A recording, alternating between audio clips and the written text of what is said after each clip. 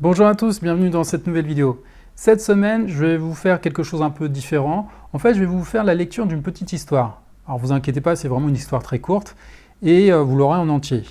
En fait, c'est une histoire que m'avait racontée mon grand-père quand j'étais tout petit. Je m'en souvenais absolument pas. Et c'est un jour, en lisant ce bouquin, qui est un recueil de contes zen, écrit par Henri Brunel, eh bien, je me suis dit, tiens, mais je la connais cette histoire. Mais c'était une version un peu différente à la fin, en fait. Mais voilà, le principe reste au même et je trouve ça très sympathique et du coup, je voulais vous la partager. Je commence. Ça s'appelle Le miroir magique. Iriku avait beaucoup aimé son père. Aujourd'hui, le vieillard avait rejoint les ancêtres. Souvent, quand il tressait un panier de bambou, Iriku songeait. Si mon épouse n'avait pas eu tant d'aversion pour mon honorable père, il aurait été plus heureux dans ses vieux jours. Je n'aurais pas hésité à lui manifester mon affection, mon respect filial. Nous aurions eu de longues et douces conversations. Il m'aurait entretenu des gens et des choses du passé. Et une mélancolie le prenait. Un jour de marché, Iriku le vannier écoula son lot de paniers plus rapidement qu'à l'ordinaire. Il se promenait un peu désœuvré parmi les inventaires quand il remarqua un marchand chinois qui lui offrait souvent des objets un peu étranges. « Approche, Iriku, dit le marchand. J'ai là quelque chose d'extraordinaire. » Et avec un air de mystère, il retira d'un coffre un petit objet rond et plat recouvert d'une étoffe de soie. Il le plaça entre les mains d'Iriku, et avec précaution, il fit glisser l'étoffe. Iriku se pencha sur une surface polie et brillante. Il reconnut dedans l'image de son père, telle qu'il l'avait été au temps de sa jeunesse. Bouleversé, il s'écria « Cet objet est magique !»« Oui, dit le marchand. On appelle ça un miroir, et sa valeur est grande. » Mais la fièvre avait saisi Iriku. « Je t'offre tout ce que je possède, dit-il. Je veux ce miroir magique. Et emporter chez moi l'image de mon père bien-aimé. » Après un long palabre, Iriku abandonna au marchand toute sa recette de la matinée. Dès qu'il fut rentré chez lui, Iriku alla dans son grenier et cacha l'image de son père dans un coffre. Les jours suivants, il s'éclipsait, montant au grenier, retirait le miroir magique du coffre.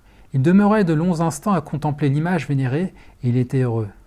Sa femme ne tarda pas à remarquer son étrange conduite. Un après-midi, alors qu'il abandonnait un panier à moitié tressé, elle le suivit. Elle le vit monter au grenier, fouiller dans un coffre, en extraire un objet inconnu, le regarder longuement, en affichant un air mystérieux de plaisir. Il recouvrit ensuite l'objet d'une étoffe et le rangea avec des gestes amoureux. Intriguée, elle attendit son départ, ouvrit à son tour le coffre, découvrit l'objet, fit glisser l'étoffe de soie, regarda et vit une femme. Furieuse, elle descendit et apostropha son mari. « Ainsi tu me trompes, en allant contempler une femme 10 fois par jour dans le grenier. » « Mais non, fit Iriku, je n'ai pas voulu t'en parler parce que tu n'appréciais guère mon père, mais c'est son image que je vais voir, et cela apaise mon cœur. »« Misérable menteur, vociféra la femme, j'ai vu ce que j'ai vu, c'est une femme que tu as cachée au grenier. »« Je t'assure, la dispute s'envenimait, devenait infernale, lorsqu'une nonne mendiante se présenta à la porte. Le couple réclama son arbitrage. La nonne monta au grenier, revint. « C'est une nonne, dit-elle. » Voilà la fin de l'histoire. C'est aussi simple que ça.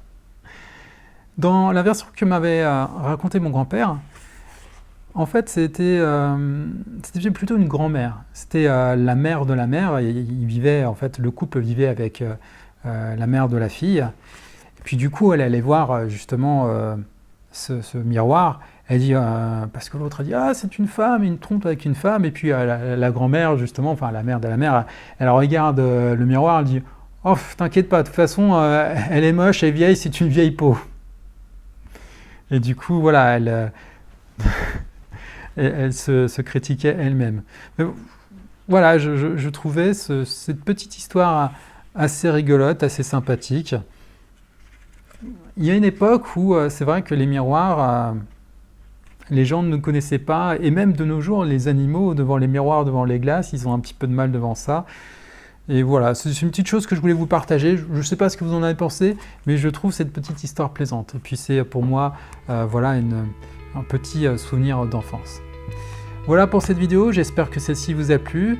Si vous aimez ce type de contenu, si vous aimez le développement personnel, les astuces et tout comme ça, bah écoutez, abonnez-vous à la chaîne, ça me ferait plaisir et surtout, ça peut rendre aussi heureux d'aimer les chaînes YouTube et puis de temps en temps de regarder un petit peu ce qui se passe puisque chaque semaine je fais une nouvelle vidéo. Et en attendant la prochaine, moi je vous dis, soyez rêveurs, soyez actifs, soyez des rêveurs actifs. Salut!